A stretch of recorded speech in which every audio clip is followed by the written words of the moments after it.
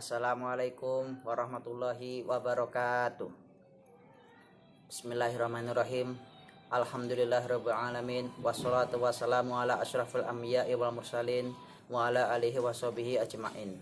Rabbi shrah li sadri wa yassir li amri wahlul 'uqdatam min lisani yafqahu qawli. Amma ba'du.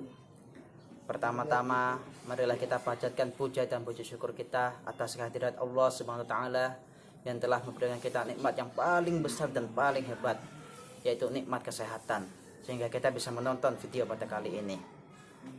Yang kedua, tak terlupakan, tetap tercurahkan, yaitu sholawat serta salam kepada baginda kita, Tuhan kita semua, yaitu Nabi Muhammad SAW, yang telah membimbing kita dari zaman jahiliyah sampai ke zaman Islamiyah, dari zaman unta sampai ke zaman Toyota.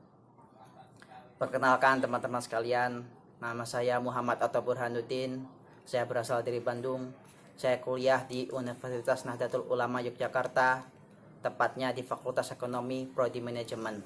NIM saya 214415154. Jadi teman-teman sekalian, di video ini saya akan membawakan sebuah ceramah dengan bertemakan internalisasi nilai-nilai Aswaja An-Nahdliyah di era digital bagi kaum milenial. Jadi fokus utama kita bagaimana cara kita mengajak para kaum milenial ini yang sudah bagaimana ya, mereka kan kaum milenial yang dimana para remaja-remaja itu lebih mementingkan rasa egois mereka ketimbang untuk rasa kepada teman-teman sekaliannya. Itu sebabnya di sini saya akan memberikan 3 cara agar para kaum milenial bisa memahami apa itu aswaja, atau bisa kita katakan menanamkan paham aswaja. Langsung saja tanpa bertele-tele lagi, cara yang pertama yaitu adalah kita harus mengajak mereka yang belum berada di lingkungan aswaja untuk masuk ke dalam aswaja. Karena untuk menanamkan sebuah nilai-nilai atau sebuah inti-inti, kita harus sudah berada di dalam lingkungan tersebut. Apabila kita belum mengenal lingkungannya, maka akan sulit bagi kita untuk menerimanya. Itu sebabnya bagi yang belum mengenal apa itu aswaja, kita kenalkan. Bagi yang belum memeluk apa itu aswaja, kita pelukkan. Dan yang cara kedua yaitu kita ajarkan sejarahnya aswaja. Bagaimana bisa terciptanya aswaja. Aswaja itu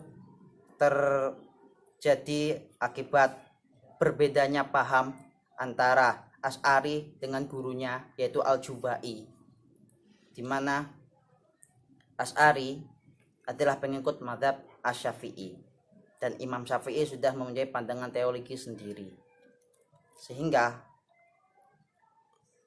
teologi sendiri itu juga memiliki fundamen yang mempunyai perbedaan dengan paham Mu'tazilah. Itu sebabnya terjadilah paham aswaja. Gak usah panjang-panjang dulu sejarahnya.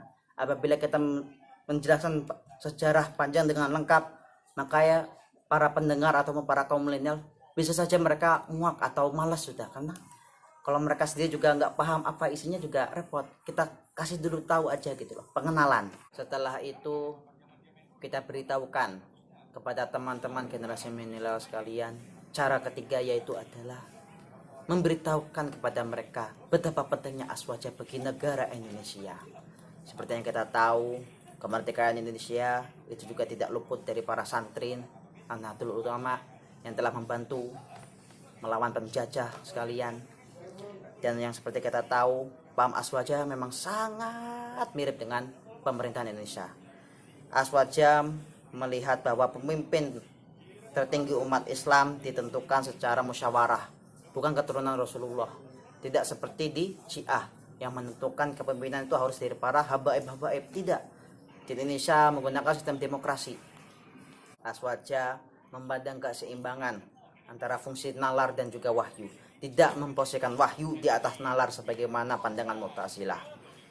Aswaja melihat manusia memiliki kekuasaan yang terbatas dalam menentukan perbuatan-perbuatannya, bukan semata disetir oleh kekuatan absolut di luar dirinya, seperti pandangan Jabariyah, yang dimana menurut Jabariyah manusia-manusia itu bisa mengendalikan takdir mereka tanpa ada campur tangan dari kuasa Tuhan.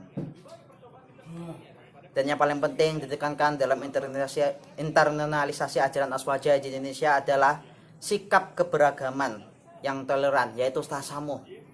Aswaja itu sangat toleran, mereka tidak memandang segala hal. Kita harus bisa memiliki nilai-nilai seperti ini. Dan yang kedua yaitu seimbang, tawazun. Jadi kita tidak terlalu mementingkan agama, juga tidak kita terlalu mementingkan dunia. Seimbang. Semuanya itu harus seimbang. Apabila sebuah keseimbangan terjadi, maka damai pun juga bisa tercipta. Yang ketiga yaitu moderat, tawasud. Dan yang keempat konsisten, yaitu sikap adil. Kita harus mendekatkan keadilan di Indonesia. Aswaja memiliki nilai-nilai seperti ini di dalam kepemahamannya. Ciri khas sikap beragama macam inilah yang menjadi kekayaan arus umat besar Islam di Indonesia. Itu sebabnya kita harus mengajak, harus menanamkan nilai-nilai tersebut dalam hati kita. Dalam hadis Nabi juga pernah berkata, yaitu perpecahan umat Nabi Muhammad SAW menjadi 73 golongan, dan semuanya itu kelak akan masuk neraka kecuali satu golongan, yaitu golongan yang tetap mengikuti ajaran Al-Quran dan juga sunnah-sunnah atau ajaran Nabi Muhammad dan para sahabatnya. Itu sebabnya teman-teman sekalian, marilah kita kembali lagi kepada Al-Quran dan juga hadis-hadis, tetap mengikuti sunnah-sunnah, tidak mengesampingkan Al-Quran dan juga tidak mengesampingkan sunnah-sunnahnya. Semuanya itu harus kita ambil secara seimbang, karena itulah yang bisa menjadi damainya antar sesama umat manusia. Dan sebenarnya di Indonesia ada dua kekuatan besar yang menjadi tantangan bagi Aswaja pada saat ini maupun di masa depan. Yang pertama yaitu kekuatan liberal, yaitu kekuatan yang lahir dari sejarah panjang pemberontakan masyarakat Eropa dan kemudian pindah ke Amerika terhadap lembaga agama sejak masa pencerahan. Yang kedua yaitu kekuatan Islam politik garis keras, yang dimana ini dimulai pada abad ke-16, yaitu pemberontakan yang melahirkan bangunan filsafat, pemikiran yang bermusuhan dengan ajaran terutama lembaga agama. Pembangunan pemikiran yang melahirkan modernitas juga menjadi musuh bagi Aswaja, karena struktur masyarakat kapital yang dengan globalisasi menjadi seolah banjir bandang yang siap menyapu masyarakat di negara berkembang termasuk di Indonesia. Itu sebabnya teman-teman sekalian, dengan nilai Aswaja tadi, insya Allah mungkin kita bisa melawan semua tantangan tersebut. Dan jangan lupa untuk menerapkannya mulai dari yaitu toleran, tawasud, seimbang, tawazun, moderat, tasamuh, dan juga konsisten atau yang bisa kita sebut iktidal. Dengan nilai tersebut, insya Allah kita bisa menghadapi semua masalah yang ada. Jadi marilah teman-teman sekalian, kita pahami, kita tanamkan nilai-nilai tersebut. Dengan memeluk Aswaja, kita bisa mempertahankan Indonesia. Itu saja dari saya.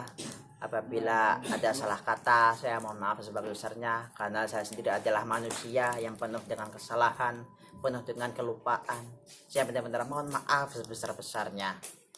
Dan apabila kalian semua tidak puas dengan pendapat saya juga mohon maaf, karena saya sendiri bukan barang pemuas. Untuk dari itu, sekian dari saya, akhirul kalam, tiada kata seindah doa, tiada harapan seindah cita-cita, tiada perhatian seindah cinta.